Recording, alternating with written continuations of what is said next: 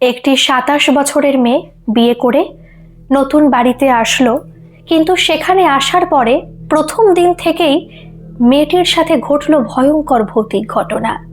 মেয়েটা বুঝতে পারছিল না মেয়েটির সাথে এটা কি ঘটনা ঘটছে, এটা আসলেই ভৌতিক নাকি এর পেছনে লুকিয়ে আছে অন্য কোনো রহস্য। কিন্তু যে ঘটনা মেয়েটার সাথে প্রত্যেক দিন, বিশেষ করে রাতের বেলা ঘটছিল, সেই ঘটনাকে সে ভৌতিক ছাড়া অন্য কিছু বলতে পারছিল না। আর যে ঘটনা শুনলে বন্ধুরা আপনারা সকলেই শিউরে উঠবেন। নমস্কার শ্রোতা বন্ধুরা, আত্মা ও ঈশ্বর চ্যানেলে আপনাদের সবাইকে স্বাগত। আশা করি আপনারা সকলেই খুব ভালো আছেন, সুস্থ আছেন। আত্মা ও ঈশ্বরকে এতটা ভালোবাসা দেওয়ার জন্য আপনাদেরকে জানাই অসংখ্য ধন্যবাদ। তাহলে চলুন বন্ধুরা, শুরু করা যাক আজকের এই ঘটনাটি। ঘটনাটি ঘটেছে আকাইপুরে, কিন্তু শুনলে আপনারা অবাক হবেন, ঘটনাটা প্রায় 25 বছর আগে ঘটেছে। একটি মেয়ে 27 বছর বয়স, দেখতে খুবই সুন্দরী, কিন্তু আর্থিক দিক থেকে তারা ছিল খুবই দুর্বল। বাবা তার মেয়ের জন্য ছেলে দেখছিল, কিন্তু কোনোভাবেই কোনো ভালো পাত্র পাওয়া যাচ্ছিল না। হয়তো মেয়েটাকে অনেকেই পছন্দ করত, কিন্তু যারা পছন্দ করত বা যারা বিয়ের জন্য কথা বলতে আসতো তারা চাকরি করতো না। মেয়ের বাবার ইচ্ছে ছিল চাকরি করা ছেলেকেই মেয়ের বাবা জামাই হিসেবে নেবে, কিন্তু সেই রকম ছেলে পাওয়া যাচ্ছিল না। আর যদিও বা পাওয়া যাচ্ছিল, সেই ছেলেরা অনেক পণ দাবি করছিল। এরকমই একটা ঘটক একসময় এক সম্বন্ধ নিয়ে আসলো। তিনি বললেন ছেলেটি দোজবর এবং ছেলেটির স্ত্রী সুইসাইড করে মারা গেছে। তার কারণ হলো ছেলেটির স্ত্রীর মানসিক সমস্যা ছিল, ছেলেটি জানতো না। বিয়ের 1.5 বছর পরে জানতে পারে এবং তারপরে তাকেও মেনে নিয়েছিল, সংসার করতে চেয়েছিল, কিন্তু সেই মেয়েটি মানে ছেলেটির স্ত্রী কোনো ক্রমে আর মানসিক আঘাত সহ্য করতে না পেরে আত্মহত্যা করেছিল। বলতে গেলে ছেলেটির আগের স্ত্রী পাগল ছিল। সেই ছেলেটি এখন একা আছে, এখনো বিয়ে করেনি, চাকরি করে এবং ভালো পোস্টেই চাকরি করে। তো ছেলেটি বিয়ে করবে এবং ছেলেটি সত্যি খুব ভালো, কোথাও কোনো সমস্যা নেই। প্রথমে এই কথা শুনে মেয়েটির বাবা কিন্তু একটু ইতস্তত করলো, এমনকি নাও বলে দিল যে না, দোজবর ছেলের সঙ্গে আমার মেয়ের বিয়ে দেব না।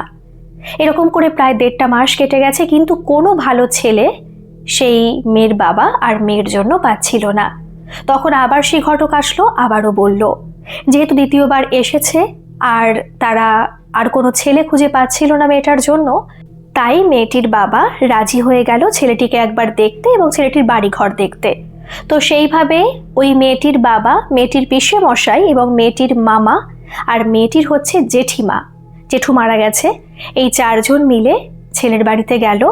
ছেলের বাড়িতে যাওয়ার পরে দেখতে পেল যে সেই বাড়িতে শুধুমাত্র ছেলেটি আছে, ছেলেটির মা আছে আর ছেলেটির দাদা বৌদি এবং তাদের একমাত্র ছেলে যার বয়স 12 বছর। তারা এখানে থাকে না, তারা কলকাতায় থাকে এবং এই বাড়িতে শুধুমাত্র ছেলেটি এবং ছেলেটির মা থাকে। ভালো পরিবার, কোথাও তো আপাতত কোনো সমস্যা হচ্ছে না। এইবার দেখবেন, এটা অবশ্য এখনো হয় যে দেখে শুনে বিয়ে দিতে গেলে একটা ছেলের পরিবার বা একটা মেয়ের পরিবার ছেলের বাড়ি বা মেয়ের বাড়ির আশেপাশে কিন্তু একটু খোঁজ খবর নেয় যে ছেলেটা বা মেয়েটা কেমন। তেমনি এরাও কিন্তু খোঁজ খবর নিয়েছিল আশেপাশে, কিন্তু তারা সবাই প্রায় বলল যে খারাপ তো মনে হয় না, কিন্তু ওর স্ত্রীর সত্যি একটু সমস্যা ছিল। আর সত্যি কথা বলতে এই পরিবারটা একটু আলাদা, ছেলেটির মাও তেমন বিশেষ বেরোয় না আর কারোর সঙ্গে তেমন কথাও বলে না, আর সেইভাবে আমরা তেমন বলতেও পারবো না। কিন্তু আমাদের চোখের সামনে কখনো কোনো খারাপ কিছু ঘটেনি, কিন্তু আমরা শুনেছি ছেলেটির আগের স্ত্রী নাকি মানসিক সমস্যা ছিল, মাঝে মাঝে নাকি চিৎকারও করতো বাড়িতে। এমনও অনেক সময় হয়েছে যে চিৎকার শুনেছি, অনেক গন্ডগোল শুনেছি, কিন্তু ছেলেটার কোনো আওয়াজ আমরা পেতাম না। তো যেহেতু আমরা শুনেছি যে মানসিক সমস্যা ছিল, যে কারণে সুইসাইড করেছে, পুলিশ এসেছে, পোস্টমর্টেম হয়েছে, আবার সমস্ত কিছু ঠিকঠাকও হয়ে গেছে। এ তো মোটামুটি প্রায় 3 বছর হয়েছে এই ঘটনা ঘটেছে, আর কোনো কিছু বলতে পারবো না। তো এটা স্বাভাবিকই ব্যাপার যে একটা ছেলে যার ওয়াইফ সুইসাইড করেছে, এরকম সমস্যা, তো এর থেকে বেশি ওরা আর কি ভালো বলবে। তো এরকম আরও ওরা অনেকবার করে ভাবলো, মানে মেয়েটির পরিবার আর কি। তারপরেই এখানেই মেয়েটির সম্বন্ধ ঠিক করে ফেললো। খুব ধুমধাম করে বিয়ে হলো না, কারণ মেয়েটির পরিবার বিয়ে দিতে পারবে না ভালো করে। আর সব থেকে ওরা রাজি হয়েছিল কোন বিষয় জানেন তো? ছেলেটির পরিবার কোনো পণ দাবি করেনি। 25 বছর আগে কিন্তু অনেকেই পণ দাবি করতো, অবশ্যই করতো, যে এরকম খাট অনেক কিছু বা টাকাও দিতে হবে। তো সেরকম ওরা কিচ্ছু দাবি করেনি, শুধুমাত্র বলেছে যে এক কাপড়েই বিয়ে করে আমরা বউকে নিয়ে আসবো, আমরাই ওকে সোনা গয়নায় সমস্ত কিছু দিয়ে ভরিয়ে দেব, কোনো টাকা পয়সা বা কোনো কিছু দিতে হবে না। মেয়ের বাবা খুশি হয়েছিল এদিকটা শুনে। তো সেইভাবেই বাড়িতে মোটামুটি করে বিয়ে হলো। আর ছেলের বাড়িতে একটু রিসেপশন মতো করা হয়েছিল, বেশি জন না, মেয়ের বাড়ির তরফ থেকে ছেলের বাড়ির তরফ থেকে মিলিয়ে 50 জনের মতো হয়েছিল, অনুষ্ঠানটা করা হয়েছিল। এদিকে যখন মেয়েটা প্রথম দিন এই বাড়িতে বিয়ে হয়ে আসে, সেই দিন কিন্তু মেয়েটার একটু অন্যরকম লেগেছিল সমস্ত কিছু। কারণ ঘর দোর মানে দোতলা কিন্তু বাড়ি ওদের, আর সেখানে ওদের বাড়ি দেখে মনে হচ্ছে যে এরা কিন্তু এখানে থাকে না। পরিষ্কার পরিচ্ছন্ন মোটামুটি আছে, কিন্তু দেখবেন একটা জায়গায় একটা মানুষ নিয়মিত থাকছে সেই বাড়ি, আর হঠাৎ করে একটা বাড়িতে এসেছে সেই বাড়ি কিন্তু আকাশ পাতাল তফাৎ, দেখলেই বোঝা যায়। তো মেয়েটা কিন্তু বুঝতে পেরেছিল যে এই বাড়িতে এরা নিয়মিত থাকে না। মেয়েটার কিন্তু মনে একটু সন্দেহ জেগেছিল, আসলে কি বাড়িটা এদের? একটু ভেবেছিল, কারণ সত্যি বলতে আগেকার দিনে এরকম একটু ভাবনা চলে আসে, মিথ্যে কথা বলে বিয়ে হয়, অনেক কিছু হয়। কিন্তু তখন আবার মেয়েটা ভাবছিল যে না, এটা কেন হবে, পাড়ার লোক তো বলেছে যে এটাই ওদের বাড়ি বা সমস্ত কিছু মোটামুটি ঠিক আছে, তাহলে নিশ্চয়ই কোনো সমস্যা হওয়ার কথা নয়। কিন্তু রিসেপশনের দিন জানেন, ওদের একটা অনুষ্ঠান গৃহে অনুষ্ঠান হয়েছিল, মানে লজ যেটাকে বলে আর কি। এখানে একটু অবাক হয়েছিল, কারণ ওই বাড়িতে অনেকটাই জায়গা রয়েছে যেখানে খুব সুন্দর করে প্যান্ডেল করা যায় এবং অনুষ্ঠান করা যায়। মাত্র 50 জনের জন্য একটা লজ কেউ ভাড়া করে? নিশ্চয়ই নয়। তাহলে লজে অনুষ্ঠানটা কেন হলো? খাওয়া দাওয়া সমস্ত কিছু লজেই হয়েছিল। খুব অবাক হয়েছিল মেয়েটি। ও কিন্তু এই লজ জিনিসটা সত্যি বলতে জানতোই না যে আলাদা কোনো জায়গায় এরকম বিয়ে অনুষ্ঠান হয় বা রিসেপশন হয়, কিছুই বুঝতো না। ওরা তো রিসেপশন বলেও মানতো না, ওরা ভাবতো যে বউ ভাত যাকে বলে আর কি, সেটা একটা অনুষ্ঠান গৃহে কেন হবে। কারণ এখনকার দিনে বেশিরভাগ বিয়ে এরকম লজ বা অনুষ্ঠান গৃহে হয়ে থাকে, কিন্তু আগে এটা ভাবার অতীত ছিল যে লজে বিয়ে হচ্ছে বা লজে রিসেপশন হচ্ছে, তাও আবার 50 জনের। মাঝখানের যে দিন মেয়েটা এই বাড়িতে ছিল, যেদিন বলে কাল রাত্রি, সেদিন কিন্তু মেয়েটার একটু অন্যরকম কিছু লেগেছিল, বলতে গেলে ভয়ও পেয়েছিল মেয়েটা। সেই দিন মেয়েটা একটি ঘর, সেই ঘরের মধ্যে এই ছেলেটার যে বর দাদা আছে সেই দাদার শালির সাথে ঘুমিয়েছিল। কিন্তু রাত্রেবেলা মেয়েটার বারবার করে মনে হয়েছিল, তুই এখানে টিকতে পারবি না, আমি টিকতে দেব না, এই কথাটা কেউ যেন তার কানে এসে বলছে। কিন্তু ওর মনে হচ্ছে যে এটা বাস্তব নয়, ও স্বপ্ন দেখছে। যখন সকালে ঘুম থেকে উঠেছিল ওর কিন্তু মনে ছিল না, কারণ দেখবেন আমরা অনেক সময় রাত্রে যে স্বপ্নটা দেখি সকালে উঠে মনে থাকে না, কিন্তু সেই দিন যখন আমরা অন্য কিছু করে থাকি বা এই ঘটনা রিলেটেড কোনো কিছু ঘটে থাকে তখন কিন্তু মনে পড়ে যায়। সেই সময় যখন ও বুঝতে পেরেছিল যে এই বাড়িটা একটু অন্যরকম লাগছে, তখন কিন্তু ওর মনে হয়েছিল যে হ্যাঁ, রাত্রে তো এরকম স্বপ্ন দেখেছিল, কেউ একজন ওর কানের কাছে এসে বলেছিল যে তুই এই বাড়ি টিকতে পারবি না, আমি তোকে টিকতে দেব না এই বাড়িতে। এটা সত্যি ও কেন দেখলো? আর কোন মহিলা আসলো তার স্বপ্নে, কেনই বা তাকে বলল? তাহলে কি তার বিয়ে সুষ্ঠুভাবে সম্পন্ন হলো না? তাহলে কি তার বিয়ে ভেঙে যাবে? অনেক খারাপ চিন্তা ভাবনা কিন্তু ওর মনের মধ্যে আসছিল। কিন্তু সত্যি বলতে মেয়েটির নাকি পরিবারটা খুব ভালো ছিল, মানে শ্বশুর বাড়ির পরিবার প্রথম থেকেই নাকি খুব ভালোবাসছিল, শাশুড়ি খুব আদর আপ্যায়ন করছিল, সবাই খুব ভালো কথা বলছিল। তাই ওর মনের মধ্যে খারাপ চিন্তা এসেও আবার দূরে সরে যাচ্ছিল। কিন্তু যখন তার বৌভাতটা, মাত্র 50 জনের নিয়ে যে বৌভাতটা সেটা লজে হলো বা অনুষ্ঠান গৃহে হলো, তখন তার মাথা পুরো ঘুরে গেল। তার বাড়ির লোকজন এসেছিল, তারাও কিন্তু অবাক হয়ে গিয়েছিল। যাই হোক, ওরা বলল যে আমাদের তো গ্রামের ভিতরে বাড়ি, আপনাদের আসতে অসুবিধা হবে। এটা ঠিক, মেয়েটির বাড়ি কিন্তু মেন রোডের পাশেই ছিল, আর ছেলেটির বাড়ি ছিল অনেকটা ভেতরে। আর ছেলেটি কলকাতাতেই চাকরি করে। আগে নাকি ডেলি যাতায়াত করতো, এখন নাকি কলকাতায় ছোট একটা ফ্ল্যাট নিয়েছে 2 BHK। এটা অবশ্য মেয়ের বাবা জানতো, এবং সেই ফ্ল্যাটেই নাকি ছেলেটির মাও সেখানে থাকে। ভালো কথা। কিন্তু অবাক লাগার বিষয় হলো কি জানেন, সেই দিন ওই অনুষ্ঠান গৃহ থেকে অনুষ্ঠান শেষ হওয়ার পরে তারা গিয়েছিল এই যে মেয়েটার শাশুড়ি তার বোনের বাড়িতে। তাদের বাড়িও কিন্তু ওই আকাইপুরেরই কাছাকাছি। তো সেই বাড়িতে গেল এবং সেই বাড়িরই একটা ঘরের মধ্যে তাদের ফুলসজ্জার অনুষ্ঠান করা হয়েছিল, ওখানে আয়োজন করা হয়েছিল। মেয়েটি পুরো শকড খেয়ে গেল। আর এখানে কিন্তু মেয়েটির পরিবার জানতো না যে ওর ফুলসজ্জার অনুষ্ঠান সমস্ত কিছু অন্য কোনো বাড়িতে করা হবে। তারা কিন্তু অনুষ্ঠান হয়ে যাওয়ার পরে এখান থেকে সোজা বাড়িতে চলে গিয়েছিল। আর তারপর যখন ওরা বাড়িটা ছেড়ে দেয়, মানে অনুষ্ঠান গৃহটা ছেড়ে দেয়, তারপরে কিন্তু তারা সোজা গিয়েছিল মেয়েটির মাসি শাশুড়ি বাড়িতে। এদিকে মেয়েটির হাতে ফোন নেই, মেয়েটি বলতে পারছে না বাড়িতে ফোন করে যে বাবা মা তোমরা আমাকে কোথায় বিয়ে দিয়েছো, এত বড় বাড়ি থাকতে আমার ফুলসজ্জা হচ্ছে আমার মাসি শাশুড়ির একটা ঘরের মধ্যে। প্রত্যেকটা যে ঘটনা ঘটছে সেই ঘটনা কিন্তু সন্দেহজনক এবং ভয়েরও। মেয়েটি তবুও কিছু বলতে পারছে না, কারণ মেয়েটার ভয় করছে সমস্ত বিষয় নিয়ে। আর সত্যি বলতে এই এত বছর আগে কিন্তু সবাই এত প্রশ্নও করতে পারতো না। তো মেয়েটাও তেমনি কোনো প্রশ্ন করছে না, কিন্তু গুমড়ে আছে, ভয় পাচ্ছে ভীষণ। সেই দিন রাত্রে ফুলসজ্জা মিটল না, কোনো সমস্যা হয়নি, কোনো ভৌতিক কাণ্ড কিন্তু সেই দিন হয়নি। পরের দিন সকালবেলায় তারা আবার ব্যাক করলো এই তাদের নিজের বাড়িতে। সেই দিন মেয়েটা হঠাৎ করে বলে উঠল, আচ্ছা একটা কথা বলবো, এত বড় বাড়িটা থাকতে আপনারা ওখানে কেন গেলেন, ওখানে কেন অনুষ্ঠান হলো? কিন্তু সেখানেই সেই একই উত্তর, দেখো তুমি জানো যে আমাদের বাড়িটা অনেক ভিতরে, আর তাই ওখান থেকে আমাদের এখানে আসতে অনেক সমস্যা হবে, তেমন কোনো গাড়িও নেই যে আমরা ওখান থেকে এখানে এত রাত্রে আসতে পারবো, আর আমার মাসি বাড়ি অনেক কাছে, তো তাই অনুষ্ঠানটা ওখানে করা হয়েছিল। সিম্পল উত্তর। এই উত্তরের মধ্যে কিন্তু কোনো ভেজাল নেই। মেয়েটি কিন্তু আর কোনো প্রশ্ন করতে পারবে না, করেও নি। মেয়েটা ভেবেছে হ্যাঁ ঠিকই বলেছে, আমি হয়তো একটু বেশি বেশি ভাবছি। কিন্তু সেই দিন মেয়েটা ভাবলো আমি হয়তো এখানে 2-3 দিন থাকবো এই বাড়িতে, কারণ এরপরে ওদের দিরাগমন আছে, সেইটা মিটলে হয়তো আবার তারা কলকাতায় চলে যাবে, আবার 10 দিনের জোর ভাঙতে আবার তারা হয়তো এখানে আসবে। সেই দিন সারাটা দিন খুব ভালোভাবেই কাটলো, কিন্তু রাত্রেবেলায় সন্ধ্যা হওয়ার পরপরই মেয়েটার শরীরটা কেমন ভার ভার হতে লাগলো। মনে হলো যে এই বাড়িতে কোনো অশুভ একটা কালো ছায়া আবার চারিদিক থেকে ছেয়ে ধরেছে। মেয়েটা না কেমন ভয় পাচ্ছে। ঘরের মধ্যে মেয়েটা বসে রয়েছে, মেয়েটাকে চাটাও সবাই করে দিয়েছে।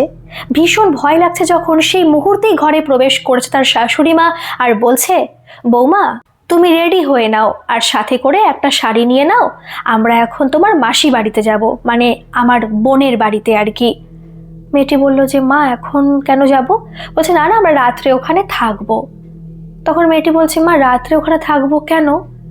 বলছে এমনি থাকবো ওখানে, এত অন্ধকারের মধ্যে এত গ্রামের ভিতরে থাকাটা আমার ভালো লাগছে না, দেখো না আশেপাশে কত বাগান রয়েছে, আমার এখানে থাকতে তেমন ভালো লাগে না, আমরা ওখানে চলে যাব, এখনও আমরা ভ্যান ট্যান কিছু পেয়ে যাব, তখন ভ্যান চলতো ওখানে, ভ্যান কিছু পেয়ে যাব, সবে সন্ধে হলো, এরপরে কিন্তু লেট হলে আর কিছু পাবো না, এখানে থাকা যাবে না। ওই যে মেয়েটি 2-3টে প্রশ্ন করেছে, এটাই ওর কাছে অনেক, আর বেশি প্রশ্ন মেয়েটি আর করতে পারছে না। যা বললো তাই শুনতে হলো। ওদের কিন্তু হিসেব মতো এই দিন, মানে এই বৌভাতের পরের দিন দিরাগমনে যাওয়ার কথা ছিল, 2.5 দিন হয়ে গেল, কিন্তু সেদিন মঙ্গলবার পড়েছিল। আর মেয়েটির শাশুড়ি মা বললো যে মঙ্গলবার তোমাকে পাঠাবো না বাড়িতে, বুধবার পাঠাবো, অতএব তুমি এই দিন বাড়িতেই থাকবে। তাই ওরা আবার মাসি শাশুড়ি বাড়ি চলে গেল, এবং সেই দিন মানে পরের দিন আর কি মাসি শাশুড়ির বাড়ির থেকেই কিন্তু ছেলেটি এবং মেয়েটির বাপের বাড়িতে গেল, অনুষ্ঠান পর্ব মিটিয়ে খাওয়া দাওয়া করে সঙ্গে সঙ্গে আবার সেখান থেকে চলে আসলো। এসে আবার বাড়িতে এসেছে, কিন্তু এসে দেখছে মেয়েটাকে বসতে দিচ্ছে না কেউ, সবাই বলছে অনেক লেট হয়ে গেছে, এখনই সন্ধে হবে, তোমরা রেডি হয়ে নাও, তোমরা কলকাতা চলে যাও, আর যখন 10 দিনের কাজটা হবে তুমি আবার চলে এসো, সরাসরি বাপের বাড়িতে তুমি চলে যাবে, কোনো সমস্যা হবে না। মেয়েটাকে বসতে পর্যন্ত দিল না, মানে অতএব যে সন্ধেটা মেয়েটা এখানে কাটাবে, রাত্রে এখানে থাকবে, থাকতেই দিল না। মেয়েটাকে সেই দিনই বিকেলবেলায় কলকাতায় পাঠিয়ে দেওয়া হলো ছেলেটির সাথে। কেমন যেন সমস্ত কিছু খুব তাড়াতাড়ি হয়ে যাচ্ছে। মেয়েটা কিছু বুঝতে পারছে না কেন হচ্ছে এরকম, কিছু প্রশ্ন করতে পারছে না, খুব অবাক লাগছে। আর সব থেকে বড় কথা, মেয়েটার মনের মধ্যে যে এত প্রশ্ন জমা হয়েছে, সেই প্রশ্ন কিন্তু সে বাড়ির লোককেও করতে পারছে না, কারণ মেয়েটির কাছে কোনো ফোন নেই। এর মাঝে কিন্তু একবার কথা বলেছে মেয়েটি, কারণ ওদের মাসি শাশুড়ি বাড়িতে একমাত্র ল্যান্ডফোন রয়েছে এবং তার দ্বারাই ওই মেয়েটির বাপের বাড়ির দূরে কোথায় একটা ল্যান্ডফোন রয়েছে সেই সূত্রে একবার একটু কথা হয়েছে, আর কিন্তু কোনো কথা হয়নি। চলে গেল মেয়েটি কলকাতা। এইভাবে কাটলো কয়েকদিন, অসুবিধা কিন্তু কিছু হয়নি, শুধুমাত্র রাত্রে স্বপ্নে একটা অবয়বকে দেখা ছাড়া। মাঝে মাঝে স্বপ্নের মধ্যে আবার একটুও না কান্নার আওয়াজ পায়, কেউ যেন কাঁদছে এবং সেই কাদার আওয়াজটা কোনো বড় মানুষের নয়, ছোট্ট বাচ্চা বলতে সদ্যজাত বাচ্চার কাদার আওয়াজ পায়। স্বপ্নই, এটা বাস্তবে নয়, এবং সেটা খুব অল্প সময়ের জন্য। এবং মাঝে মাঝে একটা মহিলা চেহারা ওর স্বপ্নের মধ্যে আসে, সেটা স্পষ্ট নয়, ও বুঝতেও পারে না, এবং সেটা খুব ভয়ানকও নয়, কিন্তু সেটা প্রায় রেগুলারইও দেখতে পাচ্ছে। এবং যেহেতু রেগুলার দেখতে পাচ্ছে, তাই ওর মনের মধ্যে কিন্তু একটু সন্দেহ দানা বেঁধেছে যে আমি রেগুলার এরকম কেন দেখছি, আর একটা বাচ্চার স্বপ্নের মধ্যে রেগুলার কেন আসে, এরকম কাঁদে কেন, কে সেই বাচ্চাটা। ওর মাঝে মাঝে এমনও মনে হয়েছিল ও কি পরবর্তীকালে মা হতে যাবে খুব তাড়াতাড়ি, যে কারণে এরকম কাদার আওয়াজ পাচ্ছে। ও কিছুই কিন্তু বুঝতে পারছে না। সেইভাবে 10 দিনের দিন মেয়েটি বাপের বাড়িতে আসলো। মেয়েটিকে রেখে কিন্তু ছেলেটি চলে গেল। কোথায় গেল মেয়েটি জানে না, কারণ মেয়েটির সাথে ছেলেটির কিন্তু কোনো কথা হয়নি। এখানে প্রায় 3 দিন থাকার পরে ছেলেটি এসে মেয়েটিকে আবার নিয়ে সোজা কলকাতায় চলে গেল। বিয়ে হয়েছে প্রায় 1.5 মাস হয়ে গেছে। এর মধ্যে কিন্তু রেগুলার স্বপ্ন চলছেই, ওই স্বপ্ন দেখেই যাচ্ছে ও, কিন্তু ভয়ানক কিছু তেমন হয়নি। কিন্তু 1.5 মাসের পরে যে ঘটনা ওদের কানে আসলো, সেই ঘটনা পুরো ওদের জীবনটাকে কেমন তোলপাড় করে রেখে দিল। সপ্তাহে সপ্তাহে নাকি ওখানকারই মানে আকাইপুরেরই একটি লোক ওদের বাড়িতে আসে, মানে এই ছেলেটির যে মেইন বাড়ি সেই বাড়িতে আসে, একটু উঠোন সমস্ত কিছু ঝাড়টার দিয়ে চলে যায়। সেই লোকটি নাকি ওদের বাড়িতে উঠোনে, মানে উঠোনও বলা ভুল, ওদের যে সিঁড়ি রয়েছে মেইন সিঁড়ি, সেখানে পড়ে রয়েছে এবং মারা গেছে।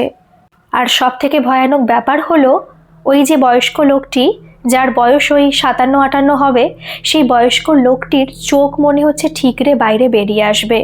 অতএব পুলিশ এবং ডাক্তার দেখে বলছে যে ভয় পেয়ে লোকটি মারা গেছে। আবার অনেকে বলছে স্ট্রোকও হতে পারে, অনেক সময় চোখ দিয়েও অনেক ব্যাপার ঘটে যায়, মানে প্রাণটা বেরিয়ে যায়। এরকম তো অনেকেই বলে না যে চোখ থেকে প্রাণটা বেরিয়ে গেল, মুখ থেকে বেরিয়ে গেল, এরকম তো শোনা যায়।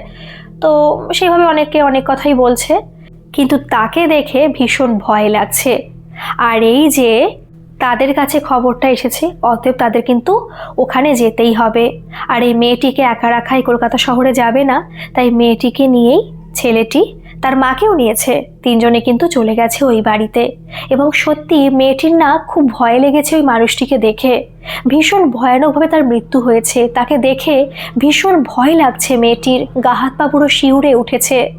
সেই সময় ছেলেটি একটা প্রশ্ন করে ওঠে, আচ্ছা বলছি যে এই কাকু কখন এসেছিল ঘরদোর পরিষ্কার করতে, মানে উঠোন ঝাড়টার দিতে, বারান্দা পরিষ্কার করতে? কারণ ওই কাকুর কাছে কিন্তু শুধুমাত্র নিচের বারান্দার চাবি রয়েছে, মানে মেইন গেটের চাবি রয়েছে। তারপরে কিন্তু দোতলায় ওঠার জন্য আরও মেইন গেট রয়েছে, সেগুলোর চাবি ওনার কাছে নেই। উনি শুধু উঠোনটা ভালো করে পরিষ্কার করে এবং মেইন গেটটা খুলে বারান্দাটা পরিষ্কার করে, আর কিছু করতে হয় না। তারপর মেইন গেটে তালা দিয়ে তিনি আবার বাড়িতে চলে যান। এই যে প্রশ্নটা ছেলেটা করলো যে তিনি কখন এসেছিলেন সমস্ত কিছু পরিষ্কার পরিচ্ছন্ন করতে, তখন কিন্তু ওই কাকুর বৌমা উত্তর দিল যে আসলে বাবা আজকে একটু ভোরই গিয়েছিল। ভোর বলা ভুল, মোটামুটি 4:30টার দিকে গিয়েছিল, কারণ আমরা না এক জায়গায় যাব, আমাদের নিমন্ত্রণ ছিল, তাই অত সকালে গিয়েছিল। তখন ছেলেটি আবার বলল, কেন পরের দিন তো করলেও হতো, এমন তো কোনো কথা নেই যে প্রত্যেক সপ্তাহে পরিষ্কার করতে হবে, একদিন এদিক ওদিক হলে হবে না, এরকম তো কিছু বলিনি। কিন্তু তখন তার বৌমা কিছু বলতে পারলো না। অতএব জানা গেল সেই কাকু রাত থাকতেই কিন্তু সেখানে পরিষ্কার করতে গিয়েছিল। এই কথা শুনে কিন্তু ছেলেটি তেমন একটা অবাক হলো না। তাকে দেখে মনে হলো যে এই জিনিসটা ঘটবে সে জানতো, অতএব সে জানতে চাইছিল টাইম কোনটা।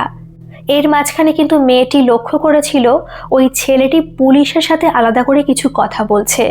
এখানে হয়তো অনেক কিছুই ঘটে যেতে পারতো, কিন্তু কিছুই ঘটেনি, স্মুথলি সমস্ত ব্যাপার হয়ে গিয়েছিল।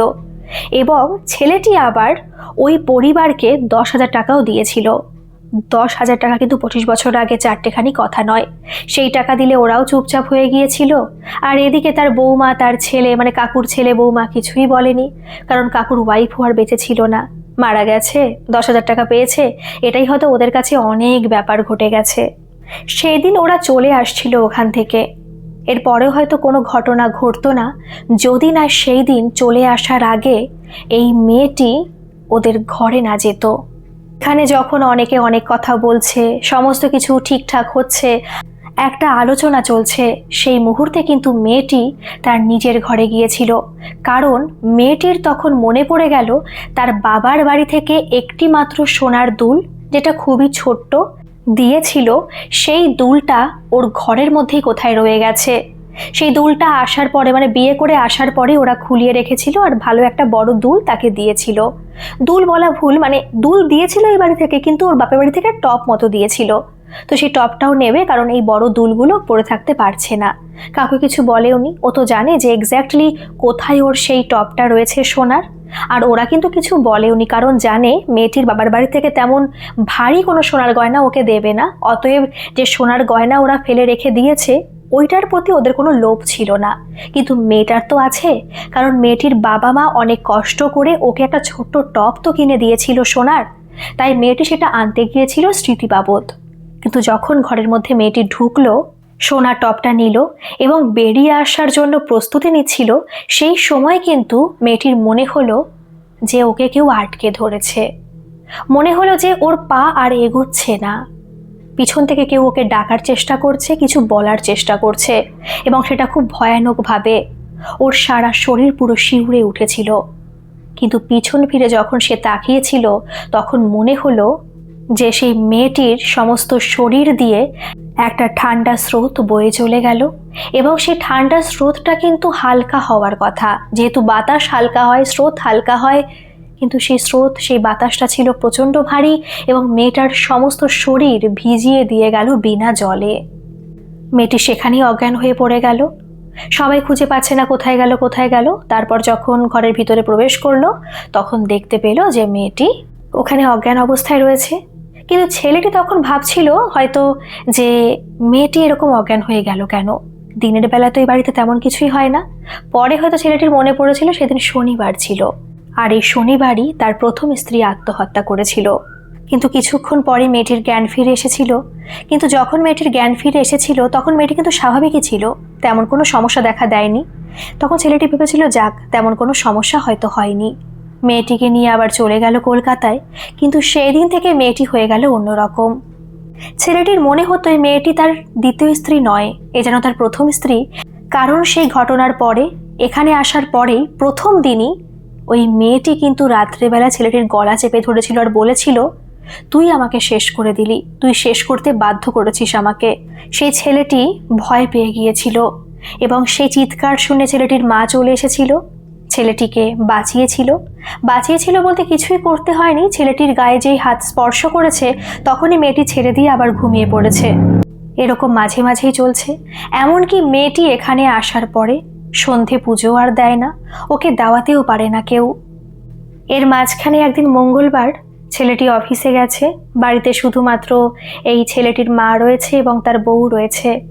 দুপুরবেলা তার শাশুড়ি মা ঘুমিয়ে রয়েছে বারান্দায় সোফার উপরে। কিন্তু সেই সময় হঠাৎ করে সেই বয়স্ক মহিলার ঘুম ভেঙে যায়, এবং সে চোখ মেলে দেখে তার সামনে বিভৎস এক মুখ, এবং বিভৎসভাবে ভয়ঙ্করভাবে তার দিকে তাকিয়ে রয়েছে, এবং চোখ বড় বড় করে, মনে হচ্ছে তাকে সে নিমেষেই শেষ করে দেবে। চিৎকারও করতে পারছিল না, আর সেটা দেখেই সেই বয়স্ক মহিলা অজ্ঞান হয়ে পড়ে গিয়েছিল। কিন্তু তারপরে সেই মেয়েটি, মানে এই বাড়ির যে বৌমা, সেই কিন্তু ওই বয়স্ক মহিলার জ্ঞান ফিরিয়ে এনেছিল। তারপরে গরম দুধও খেতে দিয়েছিল। যখন বাড়িতে এসেছিল তার ছেলে, তখন তার মা তাকে বলেছিল যে এরকম ব্যাপার ঘটেছে। তখন ছেলেটি কিন্তু প্রশ্ন করেছিল, সেখানে কে ছিল, তুমি কি দেখতে পেয়েছিলে? কিন্তু তখন তার মা বলল, পুরো শরীরটা মনে হচ্ছিল যে আমার বৌমার, কিন্তু মুখটা দেখে মনে হচ্ছিল বিভৎস কেউ। না, এটা বৌমা হতে পারে না, কারণ ওই তো আমার জ্ঞান ফেরালো, তারপরে আমাকে সুস্থ করলো, এটা ও নিশ্চয়ই হতে পারে না। কিন্তু ওদের মনে কিন্তু সন্দেহ চলে এসেছে, কারণ ওরা ভাবছে যে এই মেয়েটি এখন আর স্বাভাবিক নয়। কারণ এই মেয়েটি পুজো দিচ্ছে না, সন্ধে দিচ্ছে না, এরকম বিভৎস কাণ্ড কারখানা করছে প্রত্যেক দিন রাত্রেবেলায়, এমনকি দিনের বেলাতেও। এ নিশ্চয়ই স্বাভাবিক হতে পারবে না। এর মাঝখানে ওরা আরও একটা জিনিস লক্ষ্য করেছে, মেয়েটি মাঝে মাঝে এমন বিহেভ করে মেয়েটি যে মনে হয় মেয়েটি প্রেগনেন্ট। মাঝে মাঝে মেয়েটি কথাও বলে এরকম, আর বলে যে সত্যি আমার এটা খেতে ইচ্ছে করছে, কারণ আমার বাচ্চা এটা খেতে চায়। আবার কথাটাকে ঘুরিয়েও দেয় মেয়েটি, বলে যে না, ভবিষ্যতে তো আমি কনসিভ করবো, তো সেই কারণেই কথাটা বলছি আর কি, আর কোনো কিছু না। এই সমস্ত কিছু মিলিয়ে ওদের কিন্তু সন্দেহ পুরো দানা বাঁধছে যে ব্যাপারটা আসলে কি হচ্ছে। আর এখানে হয়তো আপনারা অনেকেই ভাবছেন যে এই যে মেয়েটি মারা গেছে, মানে আগের যে মেয়েটি, ছেলেটির ওয়াইফ মারা গেছে, সুইসাইড করেছে, সেই মেয়েটি হয়তো মেয়েটির উপরে ভর করেছে তার আত্মা। এটা স্বাভাবিকই এবং সত্যি এটাই হয়েছিল। কিন্তু এই যে মেয়েটি কেন বারবার করে বলছে যে মেয়েটি প্রেগনেন্ট, তারও কিন্তু নির্দিষ্ট কারণ আছে, বলছি। তো যখন ওরা জেনে গেল, মানে ছেলেটি বা ছেলেটির মা জেনে গেল যে মেয়েটি আর স্বাভাবিক নয়, ওরা সন্দেহ করছে যে সত্যি কিছু একটা হয়েছিল। ওই যে ওদের পুরনো বাড়িতে মেয়েটি মাথা ঘুরে পড়ে গিয়েছিল, সেইখানেই হয়তো কিছু একটা সমস্যা হয়েছে।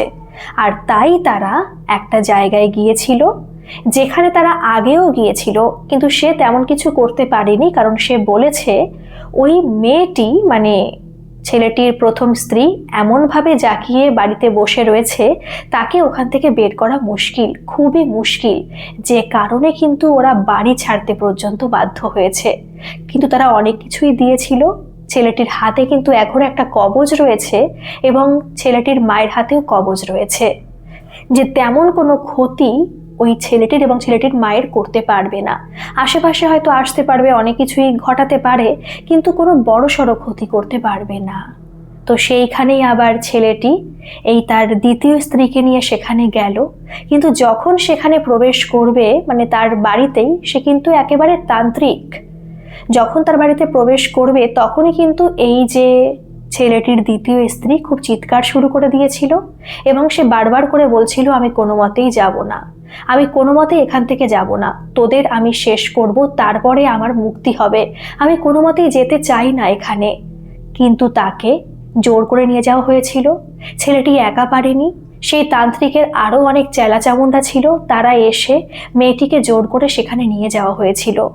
সেখানে একটা জায়গায় বসানো হয়েছিল, আর তারপর মেয়েটির ভিতর থেকে সেই আত্মাকে বের করার চেষ্টা চালানো হচ্ছিল, কিন্তু কোনোভাবে সেটা সফল হচ্ছিল না। অনেক চেষ্টার পরে, অনেক কাঠখড় পোড়ানোর পরে কিন্তু সেই আত্মা মেয়েটির ভিতর থেকে বেরিয়েছিল।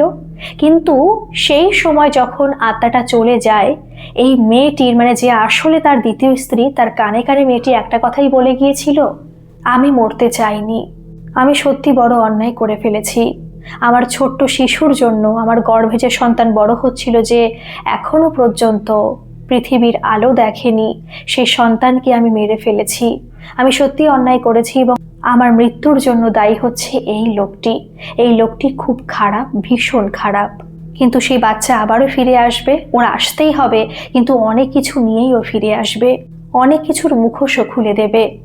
এটা কিন্তু শুনতে পেয়েছিল সেই মেয়েটি, তারপর অজ্ঞান হয়ে গিয়েছিল, ওর জ্ঞান ফিরেছিল, কিন্তু তারপর ও এতটাই অসুস্থ ছিল যে ওই সব কথা ওর ভাবার কোনো অবকাশই ছিল না। তারপর তাকে সেখান থেকে নিয়ে যাওয়া হয় হসপিটালে, অনেক চিকিৎসা করা হয়। চিকিৎসা করার প্রায় 10-15 দিন পরে ও একটু সুস্থ হয়। তারপরে কিন্তু মাঝে মাঝে মনে পড়ে সেই কথাটা, এইটুকুও বুঝে যায় যে আগের যে স্ত্রী ওর ছিল সে অতটা পাগল ছিল না, আর হতেও পারে, কারণ ওই সামান্য কথার মধ্যে কিন্তু অতটা কিছু বুঝতে পারেনি। এটুকু বুঝতে পেরেছিল যে তার স্বামী ভালো মানুষ নয় এবং তার আগের স্ত্রী প্রেগনেন্ট ছিল এবং সে বাচ্চা জন্ম দিতে পারেনি, কিন্তু সে সুইসাইড করেছে, এইটুকু সে বুঝতে পেরেছে। কারণ যখন সে আত্মা চলে যাচ্ছিল তার আগে কিন্তু সে বলে যেতেই পারতো যে তাকে খুন করা হয়েছে, এরকম কিছু হয়নি, সে সুইসাইডই করেছে, কিন্তু সে প্রেগনেন্ট ছিল। এই কথাটা চেপে গেছে তার শ্বশুর বাড়ির লোকজন। কিন্তু এখন তাকে এখানেই সংসার করতে হবে। এখন যদি সে প্রতিবাদ করে তাহলে তার সংসার করা এখানে হবে না, আর তার বাবা মা খুবই গরিব মানুষ, তাকে এখন ফেরত নেবেও না। আর যদি সে চলেও যায় বাড়িতে কোনো ক্রমে, তাহলে সেখানে টেকা তাদের খুব মুশকিল হয়ে যাবে। তাই সে কিন্তু আর কোনো কথাই বলেনি। তার প্রায় 7 মাস পরে জানা গেল মেয়েটি প্রেগনেন্ট। কিন্তু যেই দিন মেয়েটি জানতে পারে যে মেয়েটি প্রেগনেন্ট, তারপর থেকে কিন্তু মেয়েটি একটা স্বপ্ন দেখে যে সেই মহিলা যাকে সে দেখতো, মানে ওই বাড়িতে অজ্ঞান হয়ে যাওয়ার আগে যাকে রেগুলার স্বপ্নে দেখতো, তারপরে আর দেখেনি, সেই মহিলা তার সামনে আসছে আর বলছে আমি পাঠাচ্ছি তাকে, আমি তাকে পাঠাচ্ছি। শুধু এইটুকুই কথা, কাকে পাঠাচ্ছে ও। তারপরে 9.5 মাস পরে মেয়েটি একটি পুত্র সন্তানের জন্ম দিল। তারপরে কিন্তু মোটামুটি ভালোই ছিল, কিন্তু যখন ছেলেটি মানে পুত্র সন্তানটি আস্তে আস্তে বোঝা শুরু করলো, তখন থেকে কিন্তু অন্যরকম সে বিহেভ করতে লাগলো। কথাবার্তায় অবশ্যই নয়, কিন্তু হাবে ভাবে। তার চোখ সবসময় মায়ের দিকে মিষ্টিভাবে দেখতো, কিন্তু যখন তার বাবা তার সামনে আসতো তখন ওইটুকু দুগ্ধজাত শিশু তার বাবার দিকে ক্রোধান্বিত হয়ে তাকাতো। তাকে দেখে না মনে হতো যে সে যদি বড় হতো তাহলে হয়তো তার বাবাকে জায়গায় একেবারে শেষ করে দিত, এমন সে রেগে থাকতো। মেয়েটি অবাক হয়ে যেত, মেয়েটি ভাবতো ছেলেটি কি তার এরকমই, কিন্তু না। যখন সে অন্য কারোর সাথে কথা বলে তখন তো স্বাভাবিক থাকে, কিন্তু যখন তার সামনে তার বাবা তার ঠাকুমা আসে তখন তার ছেলে এরকম কেন করে, ওইটুকু ছেলে। তারপর সেই ছেলে কিন্তু আস্তে আস্তে বড় হতে লাগলো, কিন্তু সে বাবা বলে ডাকলো না। তার মুখের থেকে বাবা ডাক তারা কখনোই শুনতে পায়নি। সে মা বলে ডাকতো এবং অন্যান্য আরো অনেক শব্দ আস্তে আস্তে শিখতে লাগলো, কিন্তু শত চেষ্টার পরেও বাবা ডাক তার মুখের থেকে কেউ বের করতে পারেনি। তাকে ডাক্তার দেখানো হয়েছিল, কিন্তু বাবা ডাক সে কখনোই বলেনি। আস্তে আস্তে ছেলেটি বড় হলো, কথা বলা শিখলো, পড়াশোনা শুরু করলো, সমস্ত কিছুই হচ্ছে। বাবা কাছে আসলে যদি কোনো কিছু কথা বলে তার উত্তরটুকু দেয়। ঠাম্মি এর মাঝখানে মারা গেছে তার, কিন্তু বাবার কাছে সে তেমন যায় না, বাবার সঙ্গে তেমন কথাও বলে না। অনেকে হয়তো ভাবে যে অনেক ছেলে মেয়ে থাকে তো যে মা না ওটা, মাকে খুব ভালোবাসে, সেরকমই হয়তো হয়েছে। বাবাকে কাছে পায় না, অফিসে যায়, সেই কারণে বাবার কাছে থাকতে চায় না। সে হতেই পারে, বড় হলে আস্তে আস্তে ঠিক হয়ে যাবে। কিন্তু ছেলের বয়স এই 8 বছর হয়ে গেল, ছেলে কিন্তু এখনো ঠিক হলো না। এর মাঝখানে ছেলে একদিন রেগে তার বাবাকে বলে দিল। রাগ কিন্তু সে করতো না, কারণ সেই দিন তার বাবা তাকে রেগে অনেক কথা বলছিল আর বলছিল আমি তোকে জন্ম দিয়েছি, তুই আমার সন্তান, তুই কেন আমার কাছে আসবি না? তোর অন্যরা সবাই বড় হয়ে গেল, এমনকি তুই তোর জেঠুকে পর্যন্ত ভালোবাসিস, কথা বলিস। হ্যাঁ, ওর জেঠু কিন্তু সত্যি ভালো মানুষ ছিল, তারা কিন্তু আগেও এই বাড়িতে ছিল না, পরেও ছিল না, কিন্তু যখনই আসতো ভালো ব্যবহার করতো, কখনো খারাপ ব্যবহার সে করেনি কারোর সাথেই। তাই জেঠু বলে ডাকতো, ওনাকে ভালোবাসতো, কিন্তু বাবার কাছে আসতো না, কোনো কথাই শুনতো না। তাই সেদিন তার বাবা তার উপর রেগে কথা বলেছিল, এমনকি একটা থাপ্পড়ও কষিয়েছিল। আর সেই থাপ্পড় কষানোর পরে ছেলেটি রেগে গিয়ে বলেছিল, তোমাকে বাবা বলতে আমি পছন্দ করি না, তোমাকে আমি ঘেন্না করি, কারণ তুমি ভালো মানুষ না, তুমি চরিত্রহীন একজন মানুষ, তুমি অন্য মেয়ের সঙ্গে কথা বলো, সম্পর্ক করো, যেই কারণে আমার মা মারা গেছে, আমি তখন জন্মই নিতে পারিনি। এই কথা শুনে পুরো অবাক হয়ে গেল। ওর মা মারা গেছে মানে? ওর মা তো বেঁচে আছে, আর জন্ম নিতে পারেনি মানে কি? ও তো এখন জীবিত, ও তো জন্ম নিয়েছে 8 বছর আগে, তাহলে কি বলছে এইসব কথাও? সেই দিন ঘরের মধ্যে কিন্তু শুধুমাত্র সেই মেয়েটি ছিল আর তার স্বামী ছিল, যাকে ছেলেটি রেগে অনেক কথা বলেছিল। সেই দিন সেই কথা শুনে সেই ছেলেটি, মানে সেই খুব ভালো মানুষ ছেলেটি সেখানে দাঁড়িয়ে থাকতে পারেনি, সেই কথা শুনে চলে গিয়েছিল। হয়তো অনেক কিছুই বুঝতে পারছিল, বা হয়তো ভাবছিল যে এর মধ্যে কোনো আত্মা প্রবেশ করেনি তো। বাড়ির বাইরে গিয়ে অনেকক্ষণ ছিল, এবং সেই সময় ছেলেটিকে তার মা জিজ্ঞেস করেছিল যে বাবা তুমি এরকম কেন কথা বললে? তোমার মা তো, আমি বেঁচে আছি, তুমি জীবিত আছো, তুমি জন্ম নিয়েছো বাবা, তাহলে এরকম কথা তুমি কেন বলছো? কিন্তু সেই সময় ছেলেটি বলেছিল, আমি জানি না মা, আমার এরকম কেন মনে হলো, আমি ওনাকে সহ্য করতে পারি না, আমি ওনাকে দেখতে পারি না, আমি এই কথাগুলো কেন বললাম আমি সত্যি জানি না মা, আমার মুখ থেকে এটা বেরিয়ে গেল। কিন্তু জানেন, সেই দিন সন্ধ্যাবেলা, রবিবার ছিল সেই দিন এসে সেই লোকটি ছেলেটিকে নিয়ে গেল সেই তান্ত্রিকের কাছে। উনি ভাবছে যে হয়তো এই ছেলেটির মধ্যেও তার মায়ের আত্মা প্রবেশ করেছে, কিন্তু সেখানে যাওয়ার পরে সেই তান্ত্রিক বাবা দেখে বললেন নাকি যে না, এর মধ্যে কোনো কিছু প্রবেশ করেনি, এর স্বাভাবিক আছে। হতে পারে এর কিছু কথা মনে আছে, বা হয়তো আগে যে সন্তান জন্ম নিতে পারেনি সেই সন্তান আবার ফিরে এসেছে তোমার এই স্ত্রীর কোলে, আর তাই হয়তো কোনো ক্রমে ওই কথা বলে ফেলেছে। এখন হয়তো তোমার সামনে বলছে, কিন্তু পরবর্তীকালে ও কিন্তু সবার সম্মুখে বলবে, তাই ওকে রাগিও না, ওকে ওর মতো থাকতে দাও। সেই সময় কিন্তু সেই লোকটি বুঝে গিয়েছিল ছেলেটি হয়তো অনেক কথা মনে রেখে এই জন্মে জন্মগ্রহণ করেছে, তাই আর কোনো কথাই বলেনি। কিন্তু তারপর থেকেই ওই লোকটি যেমন কেমন অসুস্থ হয়ে গেল, আর ঠিকমতো খায় না, কথা বলে না, কেমন যেন হয়ে গেছে। তারপরে কিন্তু লোকটি আর বেশি দিন বাঁচেনি। তারপরে মাত্র ওই 2 থেকে 2.5 বছর বেঁচেছিল। তারপর একেবারে স্বাভাবিকভাবেই সে মৃত্যুবরণ করে, স্ট্রোক হয়েছিল তার। কিন্তু তার মৃত্যুতে কেউ দুঃখ পায়নি, তার স্ত্রী, তার ছেলে, কেউ দুঃখ পায়নি, তারা বরঞ্চ খুশি হয়েছিল। আর সব থেকে অবাক করার বিষয়ে, তার মৃত্যুর পরে তার ছেলের মুখে হাসি দেখা গিয়েছিল। আর তারপর সব স্বাভাবিক ছিল। ছেলেটি তারপর বড় হয়েছে, কিন্তু কোনোদিন তার মুখ থেকে আর অতীতের কোনো কথা শোনা যায়নি। আর অতীত সে কি বলবে? সে তো আগের জন্মে জন্মগ্রহণও করেনি। আগের জন্মে কথাটা কেন বলছি, আগে যখন তার মায়ের গর্ভে ছিল সেই সময়কার কথা বলছি। তাহলে কি করে সে অতীতের কথা বলবে? তাহলে কি তার মা, মানে আগের মা, অনেক কিছু শিখিয়ে তাকে পাঠিয়েছে? কিন্তু তারপরে তো তার মুখ থেকে কোনো কথা কেউ শুনতে পায়নি। সে স্বাভাবিকভাবেই বাঁচছে এবং খুব ভালোভাবেই বাঁচছে।